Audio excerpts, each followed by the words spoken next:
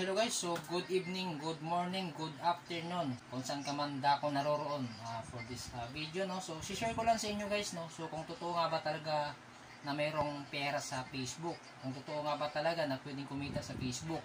So, ito guys, kung makikita po ninyo, ayan, totoong pera po yan guys, ayan. Hindi po yan play money.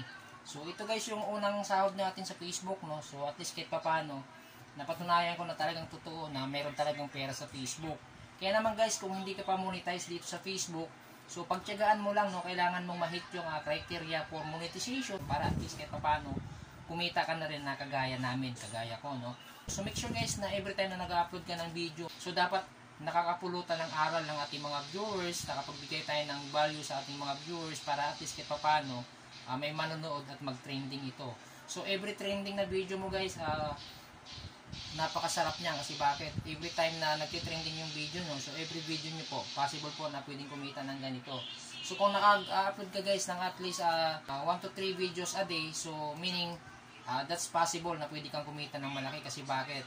Every video guys, sabi ko nga po na nag-trending, so possible ito yung kikitain nyo bawat video. So kung nag-upload ka guys ng 3 videos, so meaning mas malaki po yung kikitain po natin, no? So keep on uploading guys, no? Dapat very informative, engaging, nagbibigay ng aral doon sa ating mga viewers para at least ika nga hindi boring panoorin. Hindi guys biro kumita dito sa Facebook. So dadaan ka muna sa butas ng karayong bago mo kitain yung ganito kalaking pera. Kasi bakit po? Meron po tayong hinihit na criteria for monetization bago ka po kumita.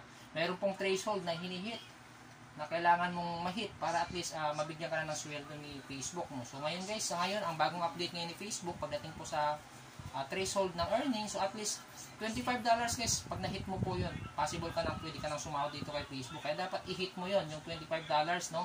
Yun yung kauna-unahang criteria na dapat ma-hit mo para magtuloy-tuloy na yung sahod mo dito kay Facebook.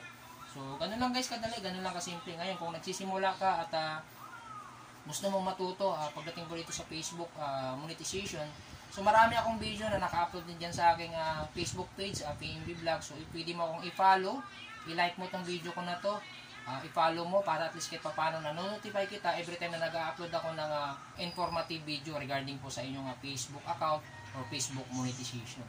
So ganun lang guys, no? So ganun lang kadali, ganun lang kasimple. Sana naka-inspire po ako sa inyo. Pinakita ko tong pera to guys, hindi para ipagyabang. Pinakita ko po to sa inyo para at least kahit paano ma-inspire ko kayo at mapatunayan ko sa inyo guys na totoo talaga na pwedeng kumita ito sa Facebook. So kailangan mo lang gawin, uulitin ko, kailangan mo munang ma-hit yung criteria for monetization. As long as hindi ka pa monetize, sikapin mo guys na ma-monetize ka. At least masikap mong ma-hit mo yung stars, sikapin mong ma-hit mo yung ads only, sikapin mong ma-hit mo yung criteria for in-stream ads, etc. Kasi marami pong kitaan guys, lalo na ngayon eligible na rin yung bonuses program no, ni Meta. Kaya dapat ma-hit mo rin itong bonuses dahil dito malaki yung pwede natin kitain pagdating po sa bonuses. And FYI guys, no, sa bonuses program guys ni Facebook, bigyan ko na rin kayo ng idea, pwede kayong kumita dito pagdating po sa inyong mga long form video, no. So at least nag-upload po kayo ng long form video sa inyong mga in-stream ads, no, para at least kahit paano mabigyan tayo ng bonuses. So maraming pwedeng pagkakakitaan pagdating sa bonuses program dahil kagaya ng like, comment, etc. So once na may mag-like, once na may magko-comment, once na may magre-react, so kasama yun guys sa bonuses program ni Facebook. Kaya napakaganda na ma-monetize ka rito sa bonuses program. So yan lang guys, so sana na-inspire ko kayo, no? Ulitin ko, hindi para sa ipagyabang, para lang ma-inspire ko kayo, para kahit papano masasabi natin na totoo talaga na pwede kumita sa Facebook, no? Pwede talagang magkaroon dito ng magandang pagkakakitaan. Kaya sikapin mo, ma-monetize ka. Make sure na dapat bago matapos tong taon na to, kung hindi ka pa monetize, dapat monetize ka na. Para at least by next year, so simula na pwede ka nang kumita. So yan lang guys, so sana naka-inspire. So ulitin ko, maraming salamat sa inyong panonood. So please like and follow my page for more updates. Bye-bye!